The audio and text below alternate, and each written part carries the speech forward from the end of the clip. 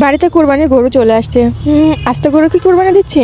ছোটোবেলা থেকেই দেখেছি আমাদের বাড়িতে কুরবানি হতো, তবে সেই সময় ছোট ছোট মানে ছাগল দেওয়া হতো। তারপরে এই তো গরুতে চলে আসা, তবে এখনও আস্তে গরু দেওয়ার মতো সামর্থ্য আমাদের কারোরই হয়নি।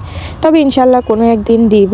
তো গরুটা ভাগে নেওয়া হয়েছে, দুটো কেনা হয়েছে, দুটোর মধ্যে একটা এখানে আসছে কারণ এটা হাট থেকে নেওয়া, আরেকটা নেওয়া হয়েছে সেটা হচ্ছে বাড়ির থেকে, যার কারণে বাড়িতে রয়েছে তাদের, কাল সকালে নিয়ে চলে আসবে। আর এই ভিডিও ক্লিপটা আমি দুদিন আগেই নিয়েছি, কিন্তু এতটা ব্যস্ততার মধ্যে আমি সময় পার করছি যার কারণে আপনাদের সঙ্গে শেয়ার করে ওঠা হয়নি। তো এই তো এখন গোয়ালে দুটো গরু, তবে দুদিন গরুটাকে পালতে পেরে খুবই ভালো লাগছিল, কারণ এই দুদিনে ওর প্রতি মায়া সৃষ্টি হয়ে গেছে। আর আল্লাহ তাআলা তো যেটার উপর মায়া বেশি জন্মায় সেটাকেই কুরবানি করতে বলেছে। কিন্তু এই তো হাতে পেলে গরু ছাগল এগুলো দেওয়া কিন্তু ভালো, তবে আমরা যেহেতু গরু পালতে পারি না বাড়িতে, সেটা পেলে দিতে পারি না, কিনতেই হয়।